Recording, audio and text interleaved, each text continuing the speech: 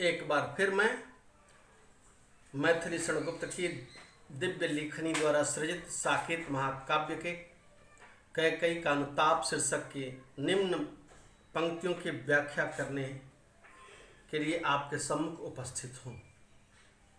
इसका वाचन इस प्रकार से है। जुग जुग तक चलती रहे कठोर कहानी, रघुकुल में भी थी एक अभागिन नारी। निज जन्म जन्म में सुने जीव यह मेरा, धिक्कार उसे था महास्वार्थ ने घेरा। 100 बार धन्य वह एक लाल की माई, जिस जननी ने है जना भरत सा भाई। पागल सी प्रभु के साथ सभा चिल्लाई, 100 बार धन्य वह एक लाल की माई। पश्चाताप के हवन कुंड में कैकेयी जल रही है। जब आदमी पश्चाताप करता है तो उसका अंतःकरण, उसकी अंतरात्मा, उसका हृदय पवित्र हो जाता है, शुद्ध हो जाता है। वैसे जैसे अग्नि में तपा देने पर सोने की शुद्धता बढ़ जाती है, सोने की चमक लौट आती है, उसी प्रकार से उसका हृदय, कैकेयी का हृदय पवित्र हो गया था। वह आत्मग्लानि से और पश्चाताप से भर चुका था उसका हृदय, इसलिए उसका अंतःकरण अब पवित्र हो चुका है। वह कैकेयी स्वयं को धिक्कारते हुए कहती है, जुग जुग तक चलती रहे कठोर कहानी, रघुकुल में भी थी एक अभागिन रानी। निज जन्म जन्म में सुने जीव यह मेरा, धिक्कार उसे था महास्वार्थ ने घेरा। कैकेयी स्वयं को संबोधित करते हुए, धिक्कारते हुए कहती है कि मैं कभी भी सदगति को न प्राप्त हूं, मुझे कभी सदगति न मिले और जन्म जन्मांतरों तक मेरा प्राण यह सुनता रहे कि महाराज रघु के खानदान में एक ऐसी अभागिन रानी थी जो स्वार्थ के वशीभूत थी, जिसको बहुत बड़े स्वार्थ ने घेर लिया था और जिसके कारण उसने महाराज दशरथ को कर्म से च्युत कर दिया और वह धर्म से विमुख करके राम को वनवास भेज दिया। इस तरह की कहानी सदैव चलती रहे, ऐसा कैकेयी का कहना है। फिर से एक बार कि मैं कभी भी सदगति न पाऊं, जन्म जन्मांतरों तक मेरे प्राण यह सुनते रहें कि रघुकुल की उस रानी को बार बार धिक्कार है, जिसने घोर स्वार्थ में आकर के राजा दशरथ से अनुचित कर्म कराया और धर्म का विचार बिल्कुल छोड़ दिया और अधर्म के आचरण पर चल पड़ी थी। ऐसे स्वार्थ से भरी हुई कैकेयी की कहानी जुगों जुगों तक चलती रहे। इस बात को ज्यों ही कैकेयी ने भरी सभा में राम के सम्मुख कहा, राम ने कहा, 100 बार धन्य वह एक लाल की माई। प्रभु श्री राम माता कैकेयी से कहते हैं कि हे माता, जिसके पास भरत जैसे कमाल का लाल हो, उसकी मां कभी अभागन हो ही नहीं सकती।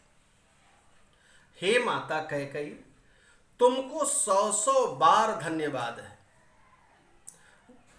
जिस जननी ने है जना भरत सा भाई, तुम ऐसी सौभाग्यशाली जननी हो जिसने भरत के समान भाई से प्रेम करने वाला, भ्रातृवत्सल भाई को उत्पन्न करने वाला पुत्र को उत्पन्न किया है।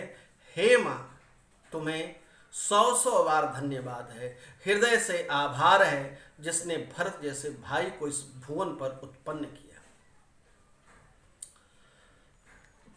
पागल सी प्रभु के साथ सभा चिल्लाई, 100 बार धन्य वह एक लाल की माई। भगवान राम ने, मर्यादा पुरुषोत्तम राम ने जैसे ही इस बात की घोषणा की कि हे माँ तुम 100 बार धन्यवाद देने की पात्र हो, इसी बात को उस सभा में उपस्थित सभी लोगों ने जोर से पागलों की तरह चिल्लाते हुए कहा कि हे माँ कैकेयी, आपको 100 बार 100 बार धन्यवाद है, जिसने भरत जैसे लाल को, भरत जैसे भाई को उत्पन्न किया। ऐसे माँ को 100 बार प्रणाम। कहा जाता है कि अगर किसी खानदान में, अगर किसी कुल में एक भक्त उत्पन्न हो जाए तो वह स्वयं ही पवित्र नहीं हो जाता, पूरे खानदान को पवित्र कर देता है। ऐसे ही भरतलाल जी थे। और जहां पर ऐसा पुत्र उत्पन्न हो जाता है, भगवत प्रेमी, भगवान से प्रेम करने वाला पुत्र उत्पन्न हो जाता है, तो वह कुल तो पवित्र होता ही है, वह माता भी धन्य हो जाती है और वसुंधरा पर भी पुण्य का प्रचार प्रसार होने लगता है। संस्कृत में कहा गया है, कुलम पवित्रम जननी कृतार्था वसुंधरा पुण्यवती चतेन। अर्थात यदि किसी कुल में कोई भगवत भक्त उत्पन्न हो जाए तो वह कुल पवित्र हो जाता है और उसकी माता भी धन्य हो जाती है और समस्त पृथ्वी पर पुण्य का प्रभाव बढ़ जाता है।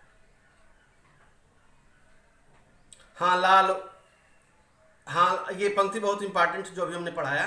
100 बार धन्य वह एक लाल की माई, जिस जननी ने जना भरत सा भाई, पागल सी प्रभु के साथ सभा चिल्लाई, 100 बार धन्य वह एक लाल की माई।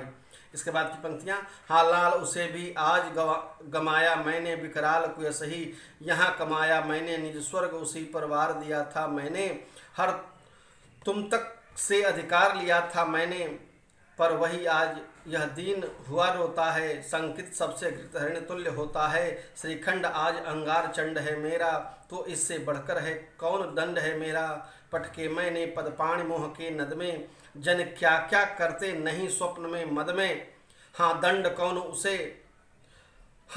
कौन क्या उसे डरूंगी अब भी, मेरा विचार कुछ दयापूर्ण हो तब भी।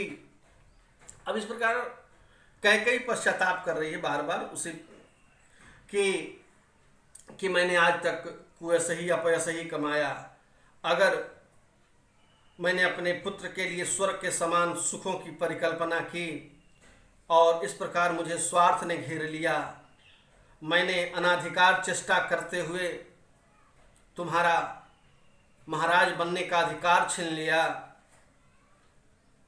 इस प्रकार मेरे कुत्सित कर्मों की श्रृंखला बड़ी लंबी है, सूची बहुत लंबी है, अगर मेरे सभी गलतियों को माफ़ भी कर दिया जाए तो मैं दया के योग्य नहीं हूँ, और इसके बदले में अगर मुझे स्वर्ग भी दिया जाए तो मुझे यही लगेगा कि दया करके मुझे यह दंड दिया गया है।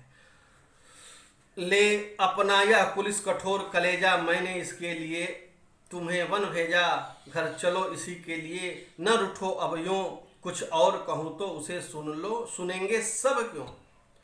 कह रही है कि मैंने ब्रज के समान, वज्र के समान मैंने कठोर अपने हृदय को करके तुम्हें वनवास दे दिया, वन में भेज दिया, इसके लिए पुत्र राम अब तुम रूठो मत, मैं तुम्हें मनाने आई हूँ, अब घर की तरफ प्रस्थान करो, कुछ और कहूँ तो उसे सुने सब क्यों। अब क्या कहूँ और कहने को क्या रह गया, और कौन मेरी सुनेगा, किसको हम सुनाएं, किसको सुनाएं, कौन सुनेगा, और अब कहने को क्या रह गया।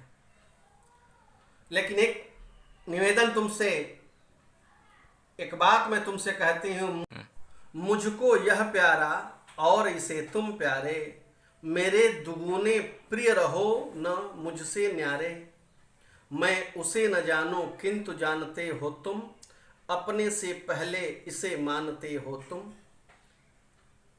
मुझको भरत बहुत प्यारा है और भरत को तुम बहुत प्यारे हो, इस प्रकार तुम मेरे लिए दुगुने प्यारे हो। मैं उसे न जानूं मैं उसके स्वभाव को लख नहीं पाई, जान नहीं पाई, पहचान नहीं पाई। किंतु जानते हो तुम, लेकिन तुम उसके स्वभाव को अच्छी तरह से जानते हो। अपने से पहले इसे मानते हो, तुम अपने से भी ज्यादा तुम उसे मानते हो, प्यार करते हो, दुलार करते हो। भरत के बारे में कहा गया है कि भरत ही होहिन राज मद विधि हरि हर पद पाम, कबहु की कांजी सी करनी क्षीर सिंधु बिनसा। भरत के स्वभाव के बारे में गोस्वामी तुलसीदास ने यह बात कही है कि अगर ब्रह्मा विष्णु महेश का तीनों भुवन का राज्य अगर भरत को दे दिया जाए, तब भी भरत के अंदर अहंकार नाम की वस्तु नहीं आ सकती, चीज नहीं आ सकती, क्योंकि वह सिलवान शील की प्रतिमूर्ति है। और भरत के तुम इस स्वभाव को भली भांत जानते हो। मैं तो उसकी जननी हूँ, लेकिन जन्म दे करके भी उसके स्वभाव को नहीं जान पाई, लेकिन तुम उसके स्वभाव से भली भांत परिचित हो, जानते हो। तुम भ्राताओं का प्रेम परस्पर जैसा, यदि वह सब यों प्रकट हुआ है, वह तुम सभी भाइयों का प्रेम अद्भुत है, अलौकिक है, जो इस पंचवटी के दिव्य स्थल पर नगरवासियों के मध्य, अयोध्यावासियों के मध्य प्रकट हुआ है।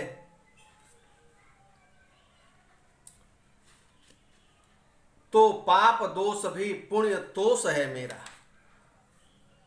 कैकेयी कह रही है कि तुम दोनों भाइयों के बीच जिस प्रकार का प्रेम अयोध्या वासियों के सम्मुख इस पंचवटी में प्रकट हुआ है, उससे तो मेरे पाप का दोष भी पुण्य के संतोष में परिवर्तित हो गया है, बदल गया है। अर्थात हे राम, अगर मैं तुमने वन भेजने का पाप किया है, तो इसका एक सार्थक पहलू यह है कि इस वन में भेजने के कारण ही नगरवासियों के सम्मुख तुम दोनों भाइयों का हार्दिक प्रेम प्रस्फुटित हुआ है। यह मेरे लिए संतोष की बात है।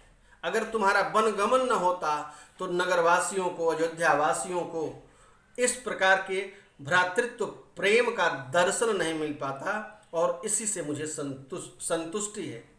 मुझे तो यह संतुष्टि यह भी है, क्या मैं रहूं पंकिला पद्म कोश है मेरा।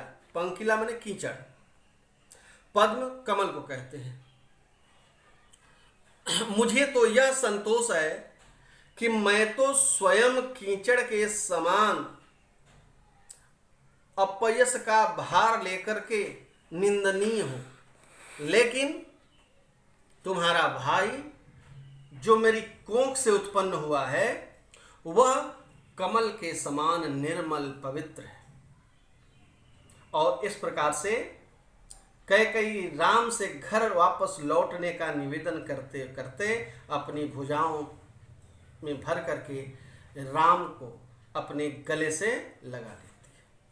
इस प्रकार मैथिली शरणगुप्त के द्वारा रचित कैकेयी का अनुताप शीर्षक की व्याख्या समाप्त हुई।